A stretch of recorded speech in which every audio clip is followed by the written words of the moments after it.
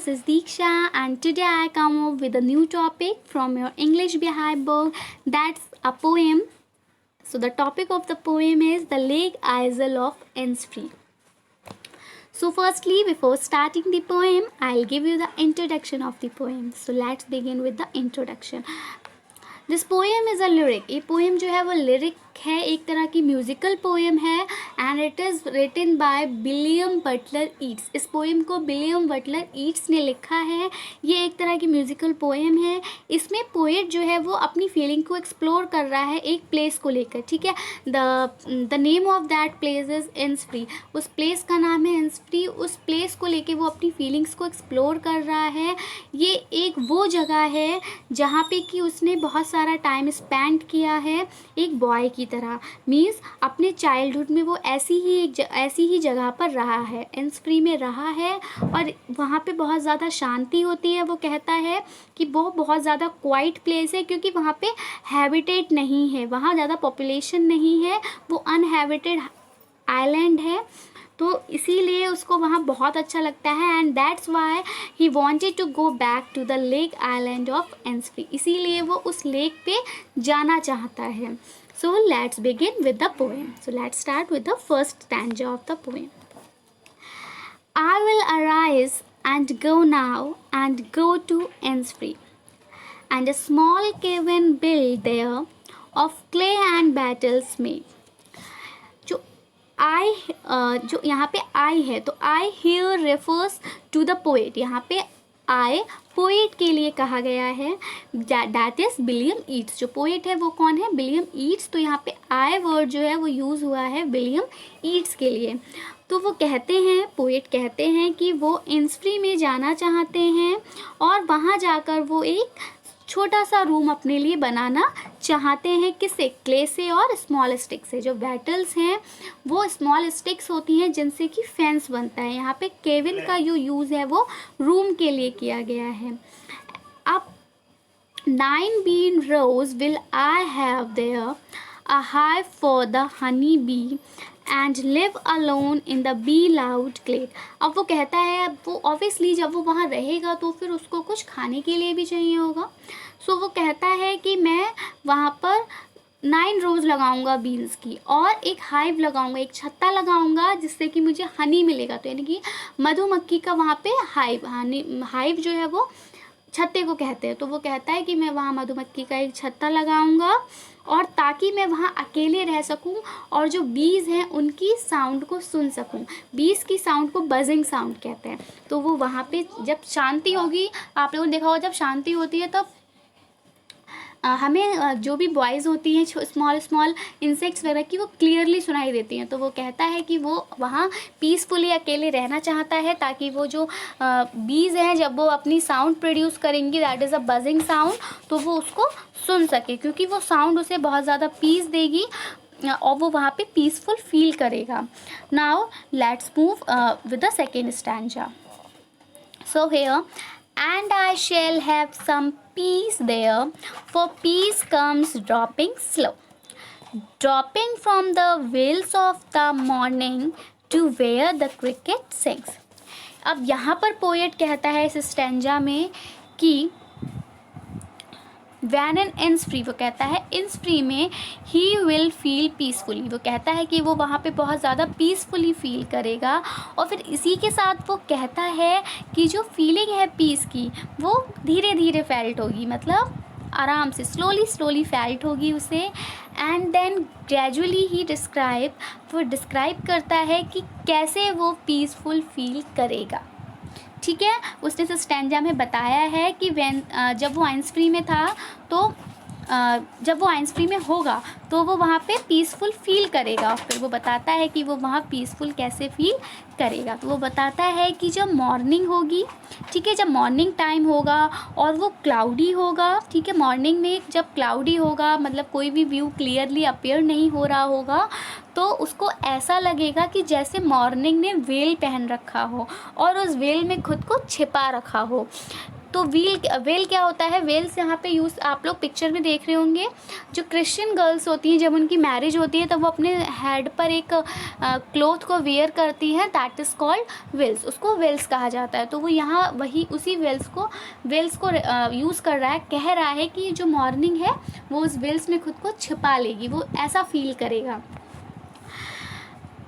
And looking at the scene, और वो कहता है जब वो इस सीन को देखेगा, इसको इमेजिन करेगा, तो वो सीन उसे बहुत ज़्यादा पीसफुल फील कराएगा। फर्दर ही सेज दैट, बाद में वो कहता है कि जब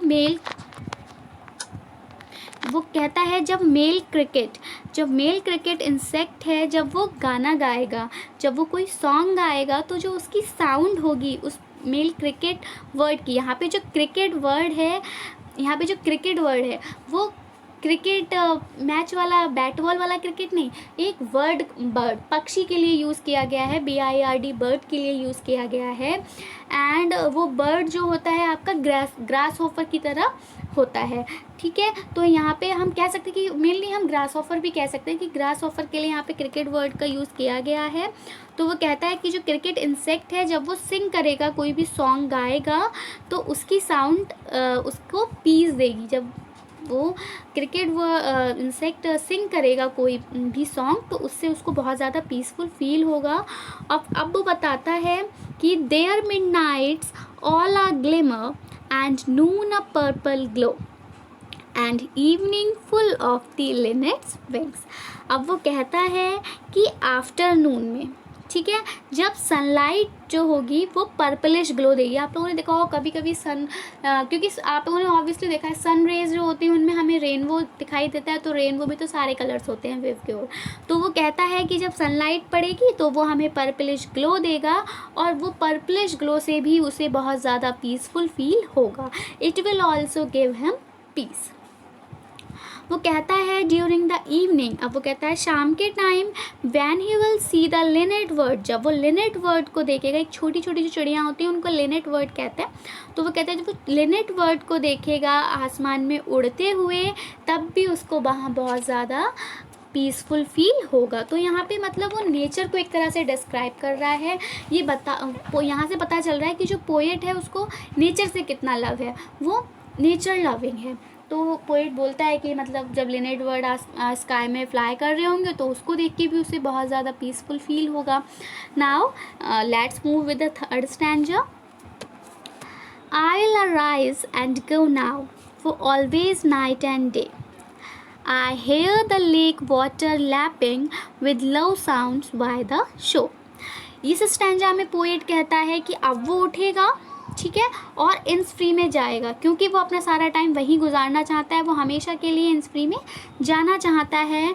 वो कहता है कि जो साउंड होगी लेक वाटर की, आप लोगों ने देखा होगा शोर कहते हैं किनारे को, तो जो लेक की जब लहरें आएंगी और वो किनारे पे जाके स्ट्राइक करेंगी, टकराएंगी, तो उसकी जो साउंड होगी वो उसके माइंड में रिपीट होगी बार बार, ठीक है। तो वो कहता है कि वो अब उठेगा और हमेशा के लिए वहाँ जाएगा और हमेशा वहीं रहेगा। ऑलवेज नाइट एंड डे यहाँ पे फॉरएवर के लिए यूज़ हुआ है। वो कहता है वहाँ जाके मैं जब लेक का वाटर स्ट्राइक कर रहा होगा किनारे पे, शोर पे, तो उसकी साउंड मेरे लैपिंग मीन्स ओवरलैप करना, यानी कि रिपीट होना, तो उसकी साउंड मेरे माइंड में रिपीट होगी। And this sound attracts him, मतलब वो साउंड उसको अट्रैक्ट करेगी टूवर्ड्स द लेक, उसी साउंड से उसका अट्रैक्शन लेक की तरफ पड़ेगा। When ever he is either standing on the road वे, अब वो कहता है कि जब भी वो रोड की साइड खड़ा होगा, while I stand on the roadway और on the pavements grey, I hear it in the deep heart's core। अब वो कहता है कि जब मैं कभी रोड की साइड खड़ा होऊंगा, ठीक है, रोड ग्रे कलर या फिर किसी भी ग्रे कलर के पेमेंट, मतलब वही रोड के लिए यूज़ किया गया है। तो वो कहता है मैं जब भी किसी रोड की साइड खड़ा होऊंगा, तो वो क्या कह रहा है कि मैं अपनी दिल की गहराइयों से उस साउंड को फील करूंगा, ठीक है। हार्ट स्कोर मतलब दिल की गहराइयाँ, ठीक है। तो वो कहता है कि मैं उस साउंड को अपने दिल की गहराइयों से फील करूंगा, सुनूंगा जब मैं किसी रोड साइड खड़ा होऊंगा। तो यहाँ पे उसका सारा अट्रैक्शन जो है वो नेचर की तरफ है, उसे नेचर में अकेले रहना पसंद है, पोएट को। तो पोएट इंस फ्री में जाना चाहता है जहाँ पे पॉपुलेशन नहीं है, वो वहाँ अकेला रहना चाहता है, क्ले से अपने लिए एक हाउस बनाना चाहता है और वो चाहता है कि वहाँ पे वीज हों, उनकी बजिंग साउंड को वो सुने अकेला रह के। And that is all about the poem. So I hope that you little bit enjoy this poem. And now if you like this channel and if you find this channel more interesting and useful, then please like and do subscribe the channel and press the bell icon for more such new videos. So I will be coming back with some new videos. Till then, take care and goodbye.